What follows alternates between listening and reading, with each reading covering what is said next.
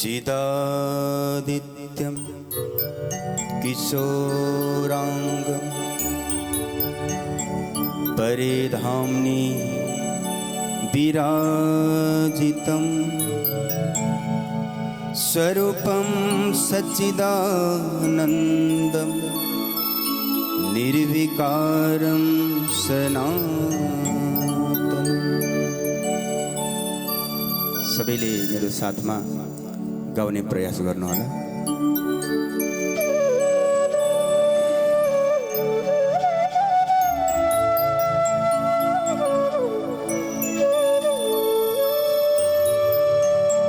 श्री प्राणनाथ कृपालु भजु भव जनित ताप निवारणम्। श्री प्राणनाथ कृपालु भजु भव जनित ताप निवारणम्। करितारतम्य प्रकाश धरितन अखिल विश्वोद्धारणम्। करितारतम्य प्रकाश धरितन अखिल विश्वोद्धारणम्।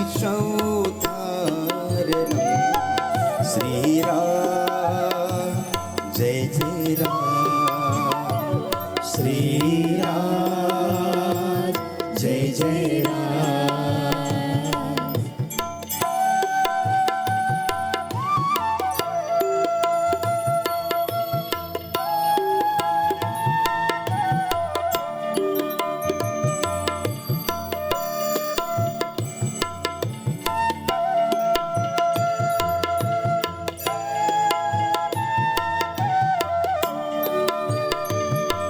श्री ब्रह्म ज्ञान निदान गुण निधि शुभ सुमंत्र प्रतारकम। निज भक्त हेतु प्रकाश करीब सुखद धर्म प्रचारकम। श्री राम जय जय राम, श्री राम जय जय राम। भजु पंच रूप समन्वितं अति परम प्रेम शुभाजनम। धरि दिव्य रूप अलौकिकं नित्य चरित नूतन राजनम्। श्री राम जय जय राम, श्री राम जय जय राम। श्री पार ब्रह्म स्वरूप गुरु जग प्रगट तारण कारकम। जन प्रेम नेम निवाहनेपन हृदय निश्चल धारणम्। श्री प्राणनाथ जय जय राम, श्री राम जय जय राम।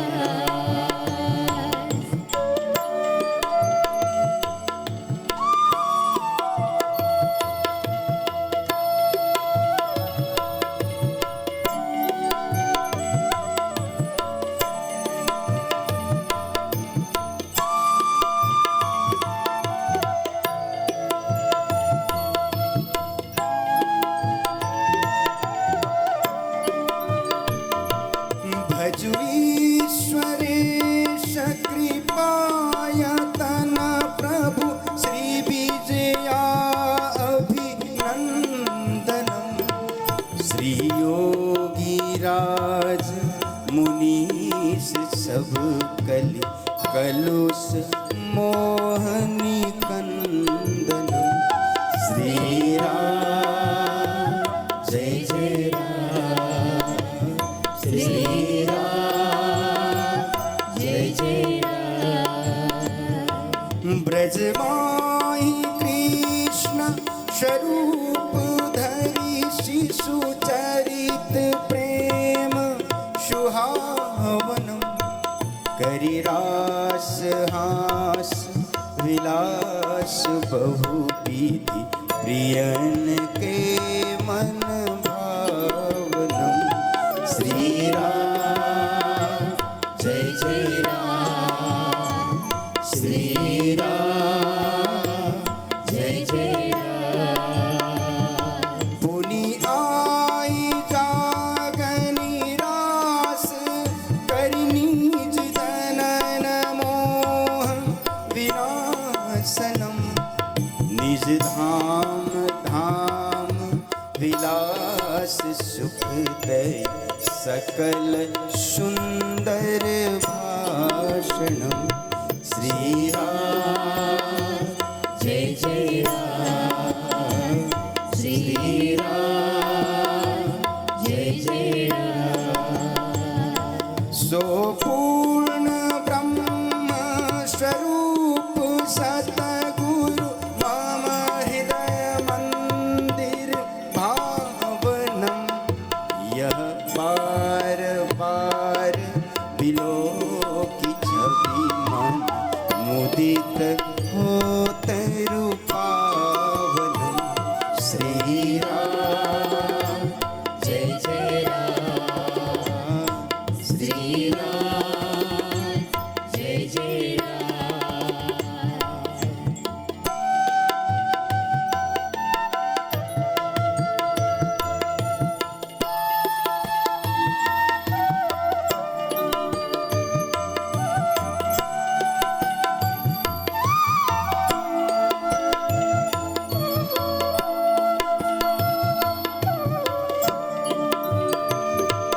करि बार बार प्रणाम नमिउर कहत पादुनवाम्बुजम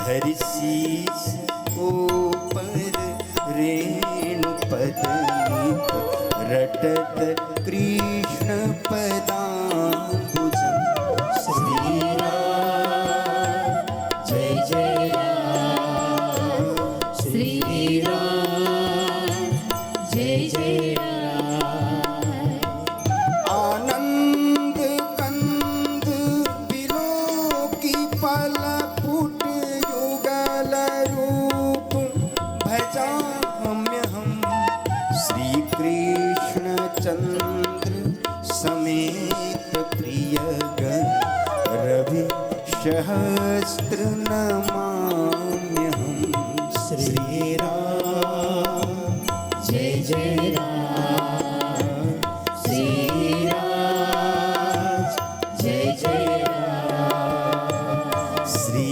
प्राणनाथ कृपालु भजु भव जनित ताप निवारणम करि तारतम्य प्रकाश धरित अखिल विश्वोद्धारणम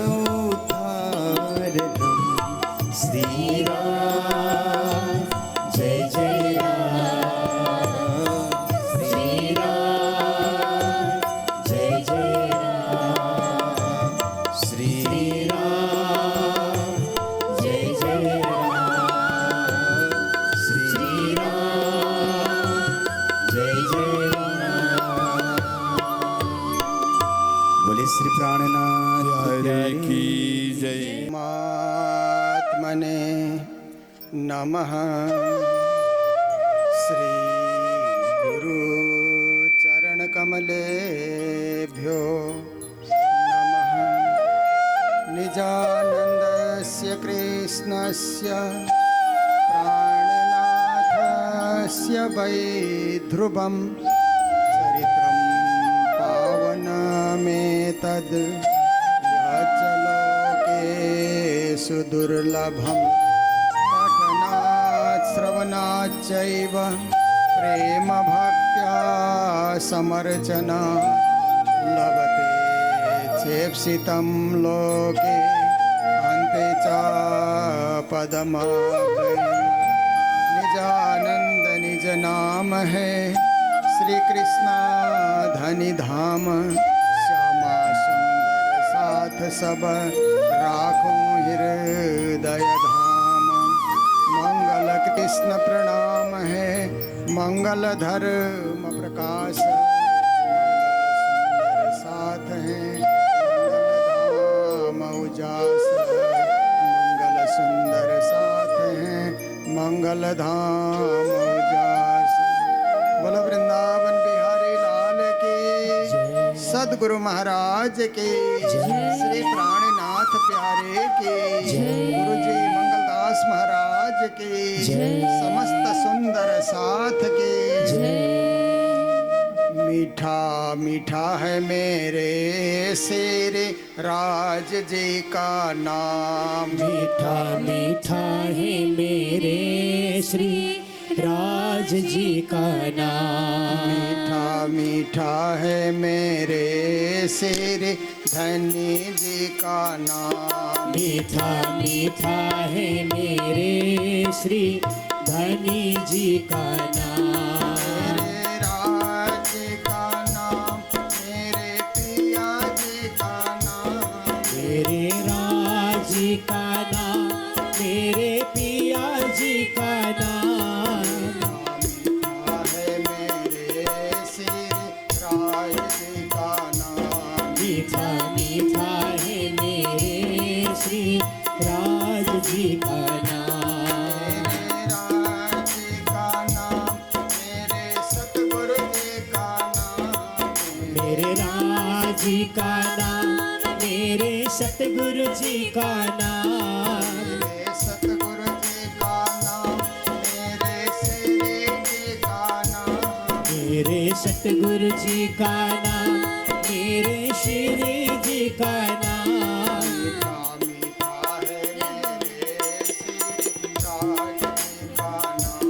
मीठा मीठा है मेरे श्री राज जी का नाम।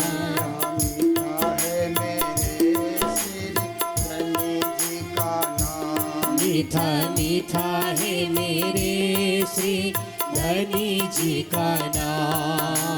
मीठा मीठा है मेरे श्री प्रिया जी का नाम। मीठा मीठा है मेरे श्री पिया जी का नाम। बोलो कृष्ण कन्हैया लाल की जय। मंच पर उपस्थित हमारे आदरणीय वयोवृद्ध संत कृष्णदास जी महाराज,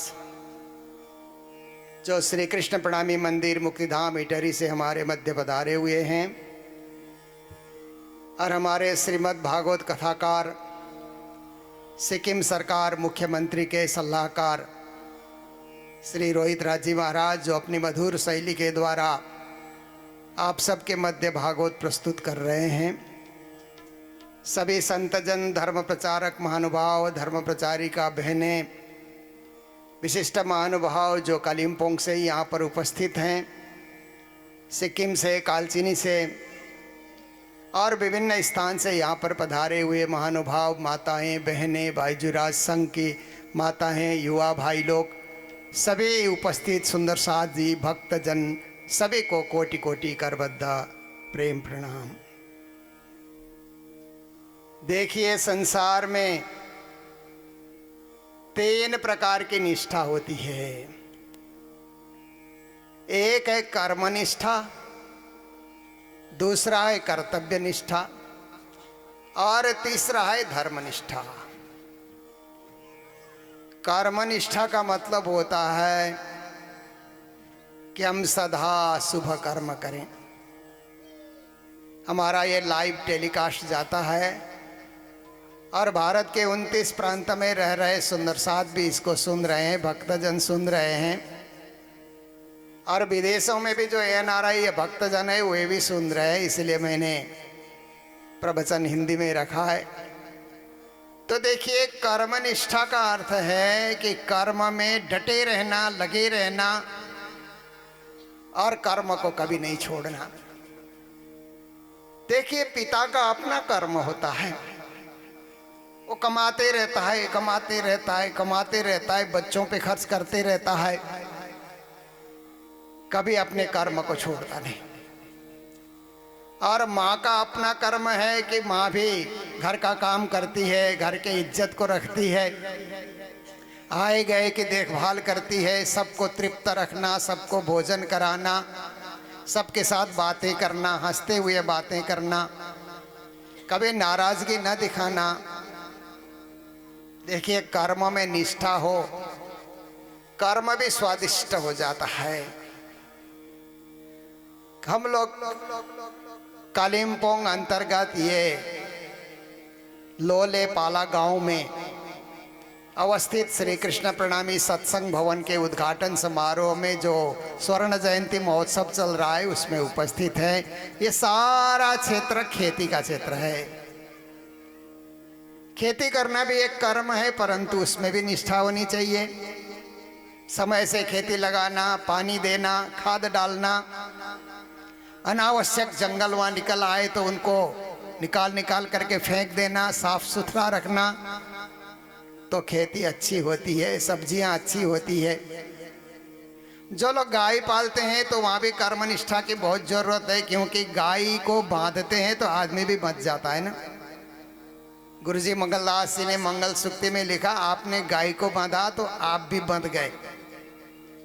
उसकी देखभाल, उसकी सेवा, क्योंकि गाय एक ऐसी प्राणी है कि बिना मनुष्य के देखभाल वो जी नहीं सकती। उसका जीवन मनुष्य के साथ जुड़ा हुआ है और मनुष्य का जीवन गाय के साथ जुड़ा हुआ है, इसलिए गाय का दूध जीवन भर पीता है। और गाय का दूध पीने से जीवन में कोई नुकसानी नहीं होती है।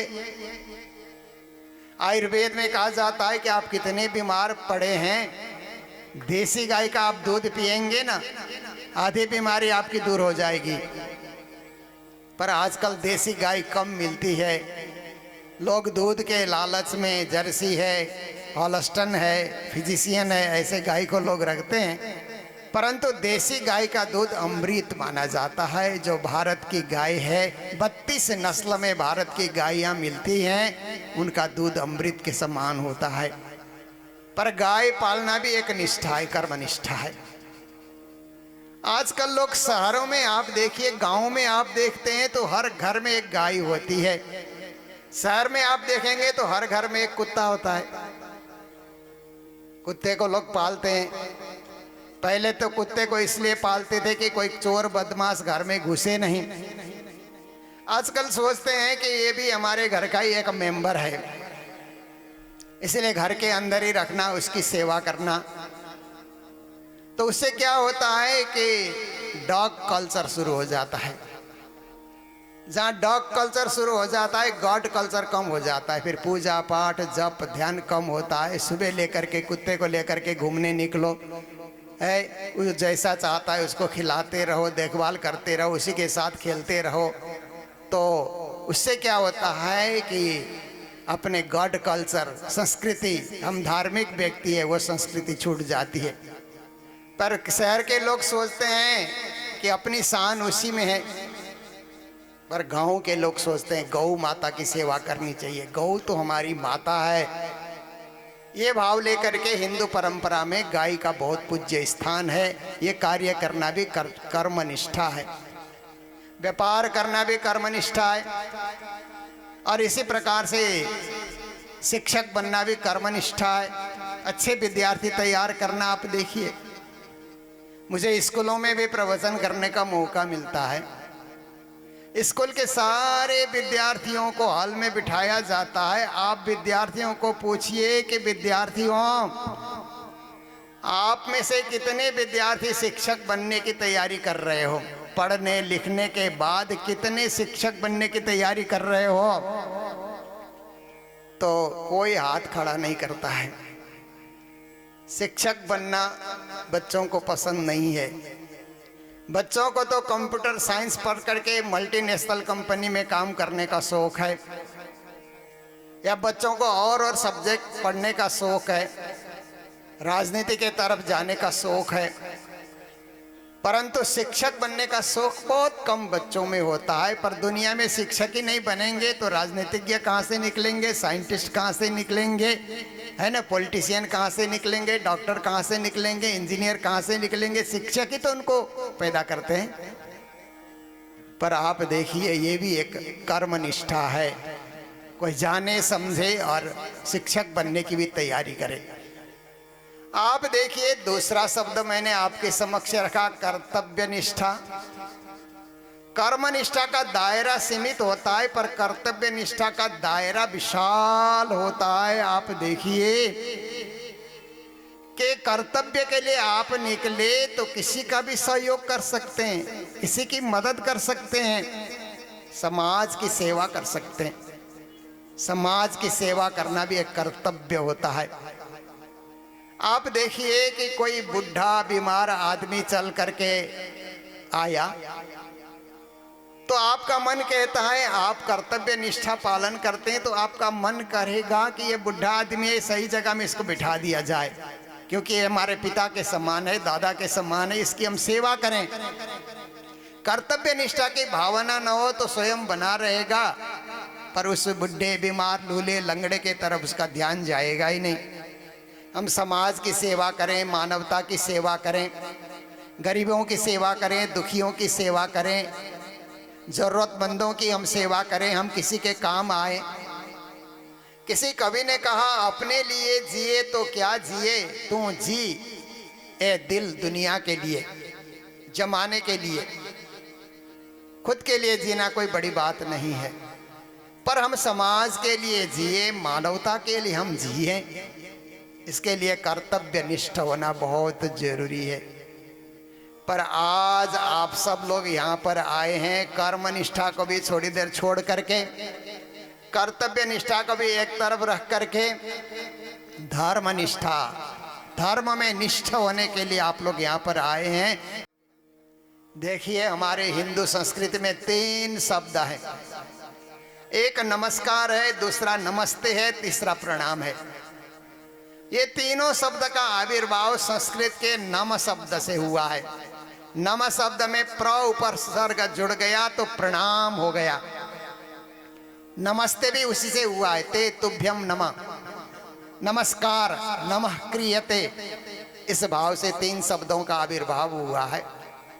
पर तीनों शब्द में छोटा छोटा अंतर है, मैं समय समय पे बताता हूं। नमस्कार ऐसा जब कहा जाता है तो मैं आपको नमन कर रहा हूं, ऐसा अर्थ निकलता है। नमस्ते कहा जाता है तो आपको नमन किया जा रहा है, एक में मैं शब्द आया, एक में आप शब्द आया।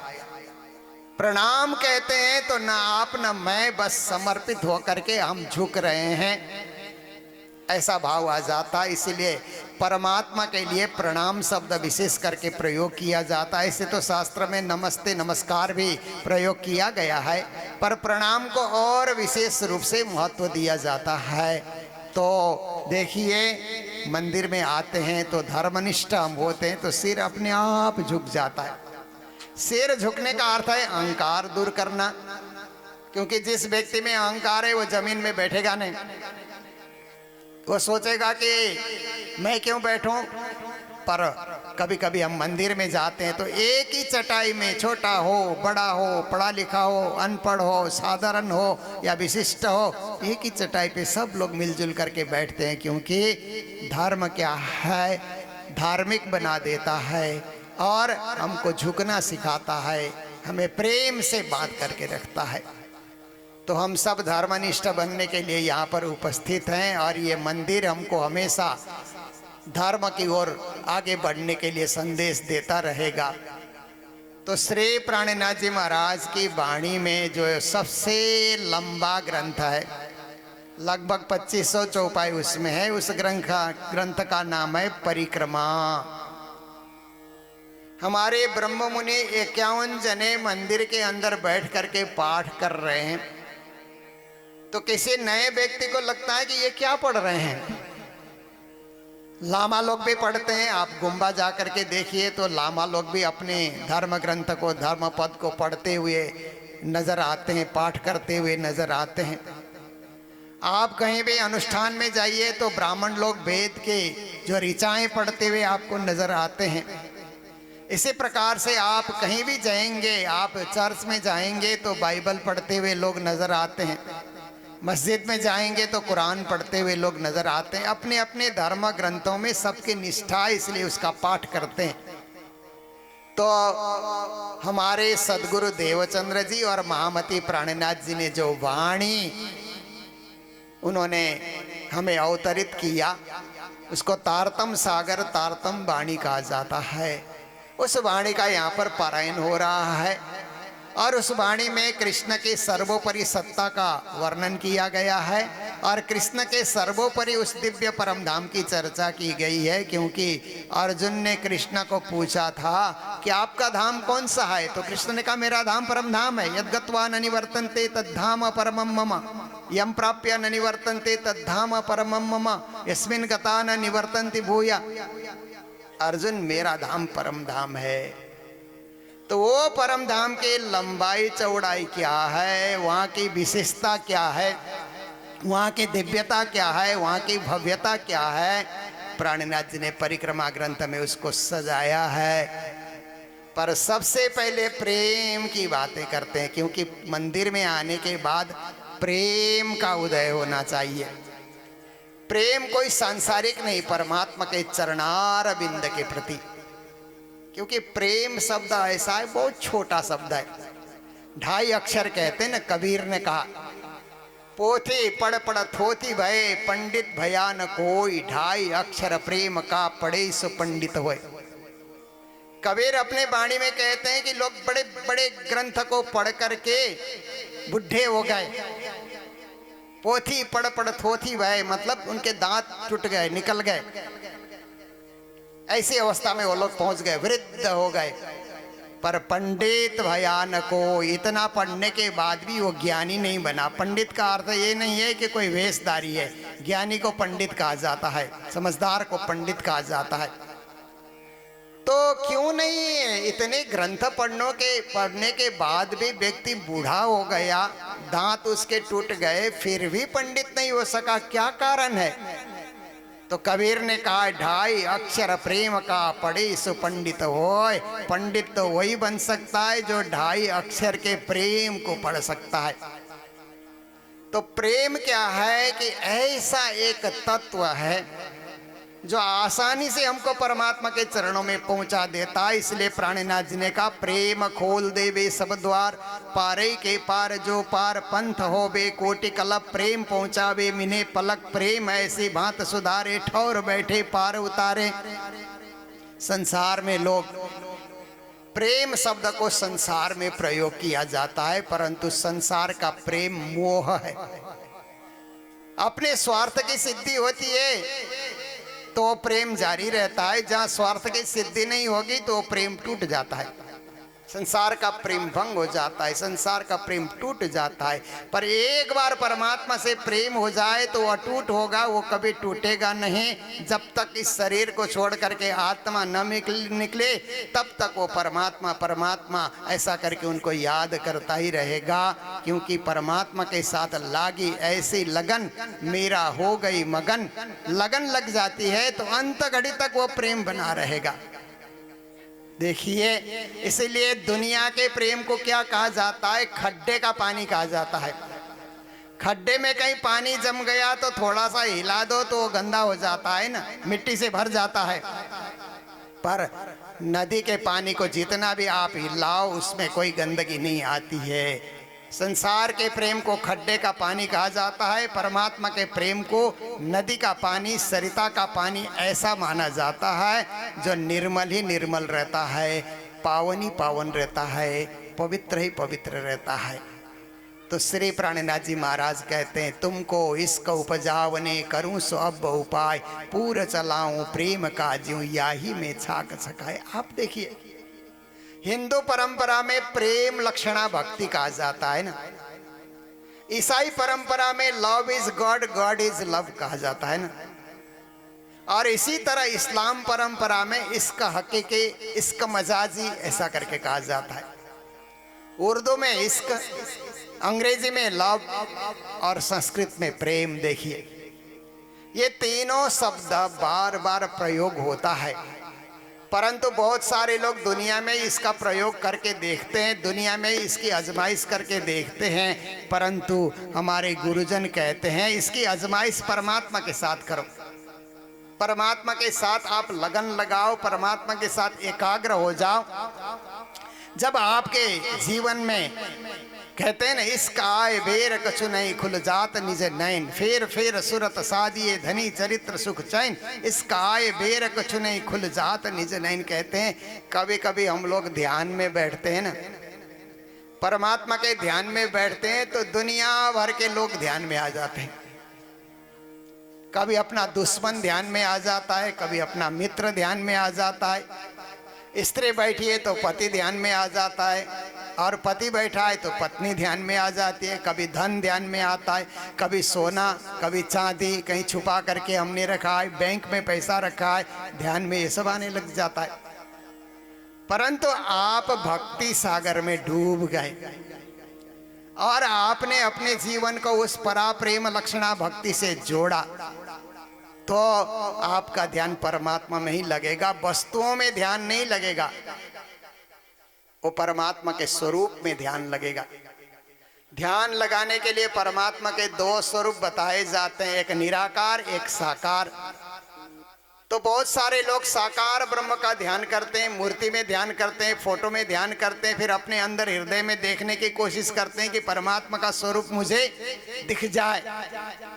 पर परमात्मा स्थूल नहीं है, सूक्ष्म है, इसलिए जैसे हम दुनिया को देख रहे हैं ऐसे परमात्मा को नहीं देख सकते, उनका अनुभव कर सकते हैं। अनुभव से जाना जाता है ना, दुनिया में कुछ चीज़ें ऐसी है कि आप देखिए कि उनके अनुभव से ही जाना जाता है। हम हवा को नहीं देख सकते, पर हवा चलती है तो अनुभव होता है हमको। बिजली के करंट को हम आँख से नहीं देख सकते हैं कि किस तार में करंट है किस में नहीं, पता ही नहीं लगता, छूने से पता लग जाता है, उसका झटका लगता है। दुनिया में भी ऐसी चीज़ बहुत सी है कि जिनको आँखों से नहीं देख पाते परंतु मानना पड़ता है। ऐसे ही हमारे अंदर आत्मा है, हमको मानना पड़ेगा, वो परमात्मा का अंश है, उसका स्वरूप सूक्ष्म है, इसलिए आँखों से नहीं देख सकते। ऐसे ही परमात्मा का स्वरूप महासूक्ष्म है, परंतु महासूक्ष्म को कैसे ध्यान करेंगे, इसलिए मूर्ति के रूप में, फोटो के रूप में पहले ध्यान करके फिर उस सूक्ष्म स्वरूप को फिर हृदय में समझने के लिए चेष्टा की जाती है। तो इसका आए बेर कछु नहीं, इस प्रकार का आपका ध्यान होगा तो आपके दिल में प्रेम प्रकट हो जाएगा और खुल जात निज नयन, आपके परम धाम में पर आत्म की दृष्टि अपने आप ही खुल जाएंगे। तो आज संसार में आप देखिए कि योगा और मेडिटेशन का बड़ा दौर चला है। 21 जनवरी जब आता, 21 जून, जुलाई में नहीं, जून में 21 जून जब आता है तो वर्ल्ड योगा डे आता है ना, क्योंकि हमारे प्रधानमंत्री जी ने यूएनओ में एक प्रस्ताव रखा कि वर्ल्ड योगा डे भी मनाया जाना चाहिए। तो यूएनओ ने उस प्रस्ताव को मान लिया और 21 जून को जब वर्ल्ड योगा डे आता है तो 191 देश के लोग एक साथ योगा करते हैं। तो हम भारतवासियों को ऐसी खुशी मिलती है कि जो विद्या हमारे देश में जन्मी, उस विद्या को 191 देश के लोग पालन कर रहे हैं। देखो, योगा में बैठे हुए हैं। पर योगा का अंत कहाँ होता है? ध्यान में, मेडिटेशन में। आप योगा करिए तो योगा से एक्सरसाइज हो जाता है, श्वासों की शुद्धि हो जाती है, मन की शुद्धि हो जाती है, विचारों की शुद्धि हो जाती है। पर आत्मा की शुद्धि के लिए ध्यान बहुत जरूरी है। तो आज विश्व भर में बहुत सारे संत गुरुजन तरह तरह से ध्यान कराते हैं। कोई क्या कर रहा है? ज्योति स्वरूप का ध्यान कराता है, कोई निराकार ब्रह्म का ध्यान कराता है, कोई अपने ही श्वास का ध्यान कराता है, कोई अपने ही शरीर का ध्यान करा रहा है। पर हमारे महामती प्राणनाथ जी महाराज ने कहा, आप सत चेत आनंद स्वरूप परब्रह्म परमात्मा का ध्यान कीजिए। सत्य का ध्यान करेंगे तो आपके जीवन में सत्य उतर आएगा। चेतघन स्वरूप का ध्यान करेंगे तो आप चैतन्य स्वरूप बने रहेंगे। आनंद स्वरूप ब्रह्म का ध्यान करेंगे तो आपके जीवन में आनंद उतर आता है। इसीलिए उन्होंने कहा, आयो आनंद अखंड घर को श्री अक्षरातीत भरतार। परम धाम का आनंद आपके जीवन में ध्यान के मार्ग से ही उतर आएगा। तो उन्होंने ध्यान की बातें, प्रेम की बातें और परम धाम का टाउन प्लानिंग भी उन्होंने बताया। देखिए, कभी कभी लोग कहते हैं कि मृत्यु के बाद स्वर्ग जाएंगे, स्वर्ग जाएंगे, ऐसा लोग सोचते हैं। तो स्वर्ग का टाउन प्लानिंग क्या है, ऐसा करके आप पूछिए। हम कालिम्पोंग देखने जाएंगे, सिलीगुड़ी देखने जाएंगे, तो सिलीगुड़ी शहर का भी एक टाउन है ना। अब तो सिटी के रूप में बढ़ता चला गया सिलीगुड़ी। वो भी एक प्लानिंग से होता है। बीच में महानदी बह रही है, दोनों तरफ शहर बने हुए हैं, थोड़ा आगे एयरपोर्ट बना हुआ है, रेलवे स्टेशन बने हुए हैं, एक प्लानिंग होता है टाउन का। तो ऐसे ही स्वर्ग का प्लानिंग क्या है, इसकी व्याख्या हम जब धर्मशास्त्र पढ़ते हैं तो कुछ अंश में हम सुन सकते हैं।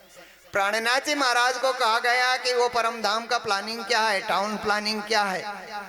तो उन्होंने फट से बता दिया कि परम धाम के मध्य में रंग भवन है 10 बम ऊंचा, और उसके आगे 7 घाट बने हुए हैं, फिर यमुना नदी बहती है, उसके आगे और 7 घाट बने हुए हैं, फिर आगे जाने से अक्षर का धाम बना हुआ है, और परम धाम के उत्तर दिशा में पुखराज पहाड़ है। देखने में पहाड़ लगता है परंतु अंदर महल मंदिर बने हुए हैं। फिर उन्होंने कहा एक तरफ मानिक पहाड़ है और परम धाम के चारों इर्द बड़ी रांग, छोटी रांग, आदि आदि बन की नहरें, झवेरों की नहरें, आदि आदि इत्यादि परम धाम में एक प्लानिंग बना हुआ है, गोलाकार में परम धाम बना हुआ है।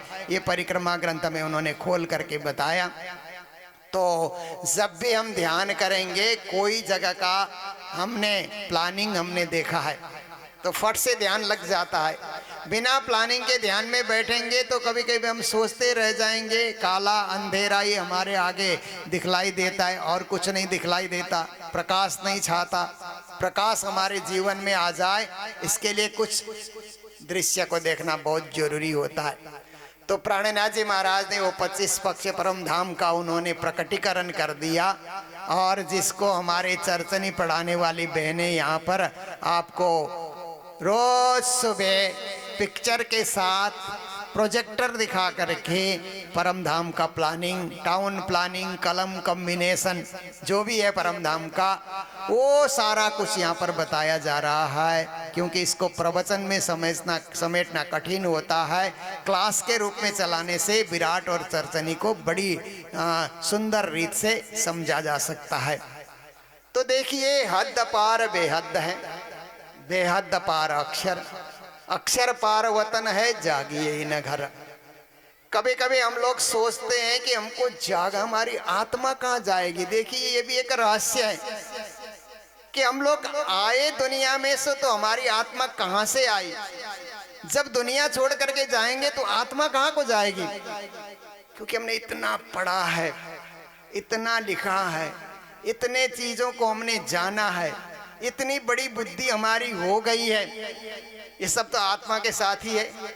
आत्मा के होने के कारण ही इतना ज्ञान हमारे अंतर्गत भर गया।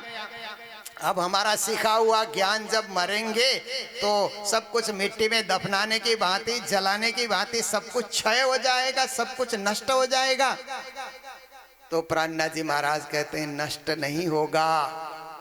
श्री कृष्ण जी भी गीता में कहते हैं नष्ट नहीं होगा।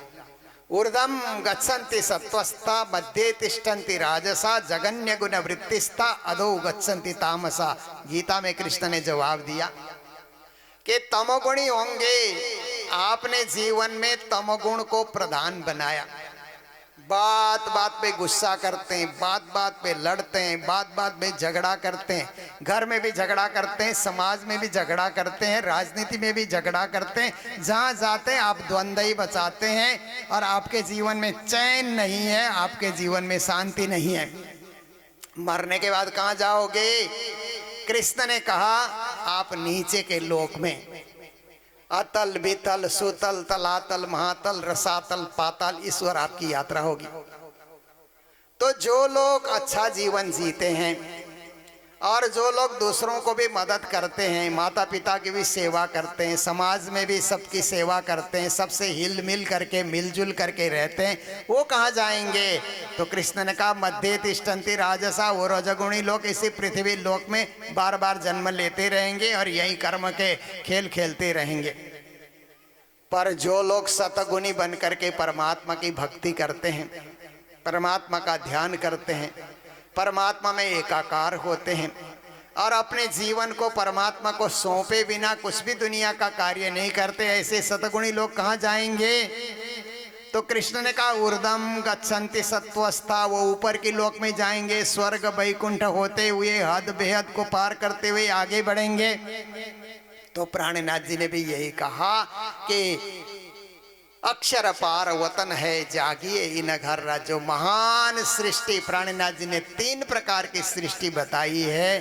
एक जीव सृष्टि है, जगत में उनका क्या है? खाना पीना सोना आराम करना, बाल बच्चों को बड़ा करना, पढ़ाना लिखाना, यही दुनिया का काम करते रहना। बहुत सारे लोग इतना ही करते हैं, केवल अपने लिए करना, अपने परिवार के लिए करना, बस इतने में ही सीमित रह जाना। यह जीव सृष्टि की रीत हो गई। अगर ईश्वरीय सृष्टि है तो ईश्वरीय कार्य करना, सबको ईश्वर की ओर झुकाना, सबको ईश्वर का संदेश देना। आप देखिए कि बहुत सारे लोग दुनिया के अंतर्गत ऐसे भी हैं कि हम ईश्वर को मानते ही नहीं, ऐसा भी लोग कहते हैं। एक बार गुरुजी मंगलदास महाराज के पास एक व्यक्ति आया और बातचीत चली, तो उसने कहा हम ईश्वर को नहीं मानते हैं। तो गुरु महाराज ने कहा नहीं मानते हो तो उसका नाम भी तो नहीं होगा, जो नहीं है तो उसका नाम भी कुछ नहीं होता है। तो उसने कहा कि हम मानते कुछ नहीं है। गुरु महाराज ने उसको कहा कि क्यों नहीं मानते हो? हमने नहीं देखा इसलिए हम नहीं मानते। तो गुरु महाराज ने कहा जो तुम्हारा पिता है ना वही तुम्हारा पिता है, ये भी तो तुमने नहीं देखा, पर मानते हो ना उसको पिता के रूप में। कुछ चीजें ऐसी होती है कि अपने आंखों से हम नहीं देख सकते, परंतु लोग बताते हैं तो हमको मानना पड़ता है। माँ बताती है ये तुम्हारा पिता है तो बेटे को मानना पड़ता है। इसी तरह से गुरुजन बताते हैं कि ये परमेश्वर है, परमात्मा है। शास्त्र बताते हैं परब्रह्म परमात्मा है, तो उसको मान करके कुछ चीज़ें ऐसी होती है कि केवल प्रत्यक्ष देखने से ही हम उसको प्रमाण के रूप में जाने, ऐसी बात नहीं। उसको सुन करके अनुभव करके उसको जाना जाता है, माना जाता है। तो मानने के इस परंपरा में अक्षरातीत पूर्ण पुरुषोत्तम को मानना और उनके आदेश को पालन करके जो चलते हैं उन्हें ब्रह्म सृष्टि कहा जाता है। और प्राणनाथ जी ने वाणी में कहा ब्रह्म सृष्टि और ब्रह्म दोनों समान है। जहाँ ब्रह्म है वहाँ ब्रह्म सृष्टि है, जहाँ ब्रह्म सृष्टि है वहाँ ब्रह्म है। जहाँ सूर्य है वहाँ किरणें हैं, जहाँ किरणें हैं वहाँ सूर्य है। जहाँ जल है वहाँ तरंगे हैं, जहाँ तरंगे हैं वहाँ जल है। इस प्रकार से महान ब्रह्म सृष्टि का स्थान परम धाम है। ये प्राणनाथ जी महाराज ने अपनी वाणी में, तारतम वाणी में सिद्ध करके बताया। तो उसके बाद उनके वाणी में और एक ग्रंथ आता है सागर। परिक्रमा के बाद सागर ग्रंथ आता है। सागर ग्रंथ में उन्होंने पानी के सागर की चर्चा नहीं की। परम धाम में तो नूर नीर क्षीर दधि घृत मधु रस सर्वरस करके 7-8 सागर की उन्होंने चर्चा की। पर सागर ग्रंथ में जाकर के उन्होंने कहा कि परम धाम में जब सखियां मूल मिलावे में बैठती है परब्रह्म परमात्मा के चरणों में, तो उनका वो बैठक ही सागर की तरह लहरें लेने लग जाता है। जैसे आप देखते हैं कि कभी कभी क्रिकेट देखने के लिए लोग स्टेडियम में बैठते हैं ना, बड़े बड़े स्टेडियम में बैठते हैं, तो कभी कभी ऐसे हाथ हिलाते हैं, सारे ऑडियंस वहाँ बैठ करके ऐसे हाथ हिलाते हैं तो सागर की लहरों का तरह अनुभव हो जाता है ना, वेव बना देते हैं ना। तो ऐसे ही परम धाम में सखियां भी राज्य की बातें सुनते हुए ऐसे हिलती हैं, परस्पर एक दूसरे के साथ कंधा जो जुझाते हुए, तो सागर लहरें लेने की बात ही अनुभव होता है। इसलिए प्राणनाथ जी ने कहा कि सागर का पहला सागर तो बैठक का ही सागर है। और बैठक में एक दिली भी है। जैसे आप सब लोग यहाँ पर आए हैं तो सबके मन में एक दिली का भाव यही है कि हम लोग कथा सुने और यहाँ का महाप्रसाद प्राप्त करें। एक दिली का भाव लेकर के आप सब घर से चले आए। और कोई थोड़ी देर कथा सुनने के बाद भी सोचता है कि कुछ तो हमने सुना, कुछ तो हमने ग्रहण किया, कुछ तो हमने धारण किया, और इसी तरह थोड़ा सा प्रसाद का अंश मिल जाता है तो कुछ तो हमने पाया। यहाँ आने का उद्देश्य यही, सबका एक ही उद्देश्य है, इसलिए सब में एक दिली की भावना आ गई। परम धाम में भी सखियों में एक दिली है। फिर बैठक की शोभा भी है। आप बैठक में बैठते हैं तो बैठक की शोभा बनती है ना। स्टूडेंट जा करके क्लास में बैठते हैं तो क्लासरूम की शोभा कैसे बढ़ जाती है ना। जब प्रेयर में स्टूडेंट खड़े हो जाते हैं तो स्कूल की शोभा बढ़ती है ना। स्कूल के आगे प्रेयर कराया जाए और प्रेयर में सारे के सारे स्टूडेंट वहाँ पर एक आवाज में प्रार्थना गाएं, एक आवाज में देशभक्ति के गीत गाएं, जनगण मन गाएं, तो कैसी उसकी शोभा बढ़ जाती है। ऐसे ही मूल मिला में बैठी हुई सखियां राज्य की प्रार्थना करती है, पिया तुम हो तैसी कीजियो मैं अर्ज करूं मेरे पीयू जी। ऐसे करके जब प्रार्थनाएं वहाँ पर गाने लग जाती हैं तो उनकी शोभा बढ़ जाती है। सखियों की भी शोभा बढ़ती है, रहस्यमय की भी शोभा बढ़ जाती है। और वहाँ पर जो श्रृंगार सखियों ने धारण किया है वो भी एक सागर का रूप ले लेता है। और उनके बीच में जो ज्ञान है वो भी सागर का रूप ले लेता है। उनमें जो प्रेम है वो भी सागर का रूप ले लेता है। और उनमें जो निस्वत संबंध है वो भी सागर का रूप ले लेता है। और परमात्मा उन पर जो मेहर बरसाते हैं, कृपा बरसाते हैं, वो भी सागर का रूप ले लेता है। इसलिए परम धाम में मूल मिलावे के 8 सागर की चर्चा श्री प्राणनाथ जी महाराज ने सागर ग्रंथ में की है। और वाणी में आप देखिए कि रास ग्रंथ की चर्चा करते हैं तो ब्रज का स्मरण दिलाते हैं प्राणनाथ जी। ब्रज भूमि, ब्रज 84 कोस। देखिए इस बार विश्व भर में सबसे ज्यादा 1 जनवरी को तीर्थयात्री कहाँ पहुंचे? ब्रज भूमि में, वृंदावन में सबसे ज्यादा यात्री। इतने यात्री मक्का, मदीना, जेरूसलम में नहीं पहुंचे जितने यात्री वृंदावन में पहुंचे इस बार। उनकी संख्या सबसे ज्यादा रही। और वृंदावन के प्राधिकरण ने बताया कि अब यात्री लोग जल्दी ना आए, थोड़ा धीरे धीरे आए। आप देखिए श्रद्धा की भावना की बात है, क्योंकि वो ब्रज भूमि को नमन करने के लिए, ब्रजरज को नमन करने के लिए वहां पर पहुंचे। उनकी श्रद्धा देखिए। तो प्राणनाथ जी ने वो दिव्य ब्रज की चर्चा अपने रास ग्रंथ के अंतर्गत की। और रास ग्रंथ में ही वृंदावन के दिव्य रास जो अखंड रूप में रचा गया उसकी भी चर्चा प्राणनाथ जी महाराज ने की। तो जब हम रास ग्रंथ सुनते हैं तो हमें श्री धाम वृंदावन की याद आती है। जब हम प्रकाश ग्रंथ सुनते हैं तो नौतनपुरी की याद आती है, सदगुरु का जीवन चरित। सदगुरु ने वहाँ कैसी कैसी लीलाएं की, कैसे उन्होंने वृक्ष की स्थापना की, वृक्ष को उन्होंने अपने हाथों से कैसे जमीन में गाड़ा जो वो लहलहा उठा। और वहाँ के थम दीवालों की भी चर्चा वहाँ पर की गई है। और इसी प्रकार से हम लोग जब परिक्रमा सागर श्रृंगार ग्रंथ में पहुँचते हैं तो परम धाम की याद आने लगती है। वहाँ के 25 पक्ष झलझलाकार हमारे आंखों के सामने हो जाते हैं तो हमें परम धाम पहुँचने का अनुभव होता है। और इसी प्रकार से हम पद्मावतीपुरी में होने का अनुभव भी करते हैं। जब बानी पढ़ते हैं, इन देवरी की सब चूम सी खाक, सिरदार मेहरबान दिल पाक ये चौपाई आती है तो पन्ना धाम की भी याद आती है।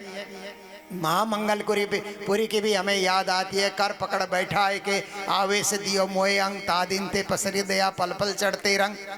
ये कलश की चौपाइयाँ पढ़ते हैं तो महामंगलपुरी धाम की याद आती है। तो यही है हम धर्मनिष्ठ बने, क्योंकि दुनिया वालों की याद आती है तो माया के बंधन में बंध जाते हैं। परमात्मा की याद आती है तो हम मुक्त हो जाते हैं। संसार से मुक्ति का हमें अनुभव होता है। धर्म हमें मुक्त करता है, माया हमें बंधन में बांध देती है। धर्म इस बंधन को काट करके, छुड़ा करके परमात्मा के चरणार बिंद में पहुंचा देता है। इसीलिए हरेक को धार्मिक बनना बहुत जरूरी है। धार्मिक बनने से दूसरा फायदा क्या है कि जीव हिंसा नहीं होगी। क्योंकि आजकल आप देखिए लोग जीव हिंसा बढ़ाते जा रहे हैं। मांसाहार प्राणियों को मारना। ऐसे संसार में क्या है कि एक दिन आज प्राणियों को कोई मार रहा है, जीवों की हिंसा कर रहा है। हिंसा करने वाला कल मनुष्य की भी हिंसा कर सकता है, किसी की भी हिंसा कर सकता है। इसलिए अहिंसा परमो धर्म, बुद्ध ने भी यही कहा, अहिंसा परमो धर्म। धार्मिक होने से अहिंसावादी आप बनेंगे, और धार्मिक होने से फिर क्या है कि घर में भी परस्पर प्रेम होगा, समाज में भी परस्पर प्रेम होगा, मिलजुल कर रहने की आपके अंतर्गत कला आ जाएगी। धर्म हमेशा मिलाता है, धर्म लड़ाता नहीं है, धर्म एक दूसरे के साथ जोड़ करके रखता है। इसलिए अंग्रेजी में रिलीजन कहते हैं ना, रिलीजन का अर्थ ही होता है जोड़ करके रखना, संगठित रखना। तो आज हम सब भी यहाँ संगठित होकर के इस सत्संग भवन में हम लोग आए, बड़ी संख्या में आप लोग आ रहे हैं। जैसे बहुत गई थोड़ी रही, थोड़ी भी अब जाए। तो कहते हैं कि समय काफ़ी हमने निकाला, 4 दिन का बड़ा सुंदर सत्संग करके, और आए 3 दिन हमारे बीच बचे हैं। आप लोग इसको भी सफल बनाइए, पुण्यदायी बनाइए। तो इतना ही मैं रखूंगा। बोलो सतगुरु महाराज की जय। श्री प्राणनाथ प्यारे की जय। सर्व सुंदर साथ के जय। भक्त और भगवान की जय। हिंदू सनातन धर्म की जय।